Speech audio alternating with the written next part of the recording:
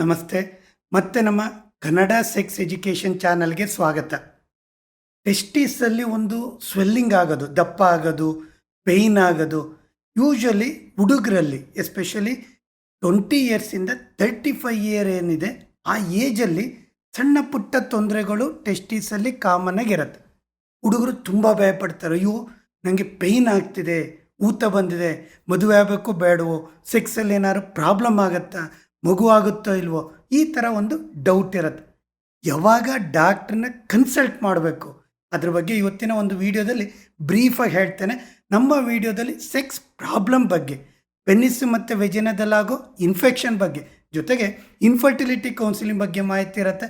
ನಮ್ಮ ವಿಡಿಯೋನ ನೋಡಿ ಲೈಕ್ ಮಾಡಿ ಮತ್ತು ಶೇರ್ ಮಾಡಿ. ಸಣ್ಣ ಪುಟ್ಟ ಡೌಟ್ ಇತ್ತು ಅಂದರೆ ಯೂಟ್ಯೂಬ್ ಕಮೆಂಟ್ ಸೆಕ್ಷನಲ್ಲಿ ಹಾಕ್ಕೊಳ್ಳಿ. ಪರ್ಸನಲ್ ಆಗಿ ಕನ್ಸಲ್ಟೇಷನ್ ಬೇಕು ಅಂತ ಅಂದರೆ ಮೇಲ್ಗಡೆ ಮೆನ್ಷನ್ ಮಾಡಿರೋ ನಂಬರ್ಗೆ ವಾಟ್ಸಪ್ ಮಾಡಿ.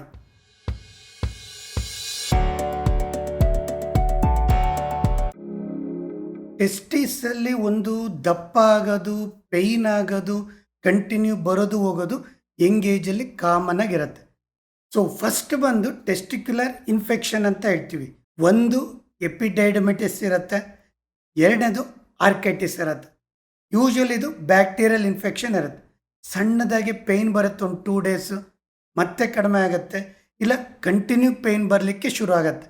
ಎರಡು ಇನ್ಫೆಕ್ಷನ್ನಲ್ಲಿ ಜಾಸ್ತಿ ಪೇಯ್ನ್ ಬರೋಕ್ಕೆ ಶುರು ಆಯಿತು, ಫ್ರೀಕ್ವೆನ್ಸಿ ಜಾಸ್ತಿ ಆಯಿತು, ಡಾಕ್ಟ್ರನ್ನ ಕನ್ಸಲ್ಟ್ ಮಾಡಿದಾಗ ಒಂದು ಆ್ಯಂಟಿಬಯೋಟಿಕ್ ಅಂತ ಕೊಡ್ತಾರೆ, ಆವಾಗ ಕಡಿಮೆ ಆಗುತ್ತೆ. ಎರಡನೇದು ಹೈಡ್ರೋಸೀಲ್ ಅಂತ ಹೇಳ್ತೀವಿ, ಒಂದು ಫ್ಲೂಯಿಡ್ ಅಕ್ಯುಮುಲೇಷನ್ ಆಗಿರುವಂಥದ್ದು. ಇದು ಒಂದೇ ಟೆಸ್ಟಿಸಲ್ಲಿ ಇರುತ್ತೆ. ಯೂಶ್ವಲಿ ಎರಡು ಟೆಸ್ಟಿಸಲ್ಲಿ ಕಾಮನ್ ಇರಲ್ಲ. ಸ್ನಾನ ಮಾಡಿದಾಗ ಅಥವಾ ಒಂದು ಯೂರಿನೇಷನ್ ಮಾಡಿದಾಗ ಆ ಟೈಮಲ್ಲಿ ಒಂದು ಟೆಸ್ಟಿಸನ್ನು ಅಬ್ಸರ್ವ್ ಮಾಡ್ತಿರಬೇಕು. ಯಾವಾಗಾದರೂ ಅದು ಸೈಜಲ್ಲಿ ವೇರಿಯೇಷನ್ ಆಯಿತು ಅಂದರೆ, ಎರಡೂ ಟೆಸ್ಟಿಸು ಸೇಮ್ ಸೈಜ್ ಇರಲ್ಲ, ಬಟ್ ಹೈಡ್ರೋಸಿಲ್ ಫ್ಲೂಯಿಡ್ ಯಾವಾಗ ಅಕ್ಯುಮುಲೇಷನ್ ಆಗುತ್ತೆ, ತುಂಬ ವೇರಿಯೇಷನ್ ಆಗುತ್ತೆ ಒಂದು ಟೆಸ್ಟಿಸಿಗೂ ಇನ್ನೊಂದು ಟೆಸ್ಟಿಸಿಗೂ.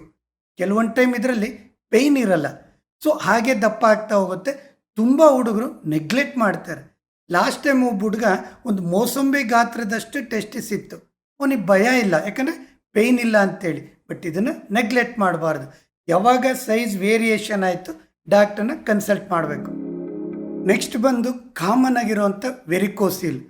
ಇದರಲ್ಲಿ 5 ಗ್ರೇಡ್ ಇರುತ್ತೆ, ಫಸ್ಟಿಂದ 5th ತನಕ. 4th ಮತ್ತು 5th ಇತ್ತು ಅಂದರೆ ಸ್ವಲ್ಪ ಪೇಯ್ನು ಡಿಸ್ಕಂಫರ್ಟ್ ಆಗುತ್ತೆ, ಮತ್ತು ನಾವು ಅದನ್ನು ಫೀಲ್ ಮಾಡ್ಬೋದು, ಅದನ್ನು ಪಾಲ್ಪೇಟ್ ಮಾಡ್ಬೋದು. ಆ ಟೈಮಲ್ಲಿ ಅಂದರೆ ಪೇಯ್ನ್ ಬಂತು, ಏನೋ ಒಂಥರ ಸಣ್ಣದಾಗಿ ಗಂಟು ಸಿಕ್ತು, ಆವಾಗ ಡಾಕ್ಟ್ರನ್ನ ಕನ್ಸಲ್ಟ್ ಮಾಡಬೇಕು. ಯಾಕಂದರೆ 4th ಡಿಗ್ರಿ ಅಥವಾ 5th ಡಿಗ್ರಿ ವೆರಿಕೋಸಿಲ್ ಇತ್ತು ಅಂದರೆ ಸ್ಪರ್ಮ್ ಕೌಂಟು ಮೊಟಿಲಿಟಿಲಿ ವೇರಿಯೇಷನ್ ಆಗುತ್ತೆ.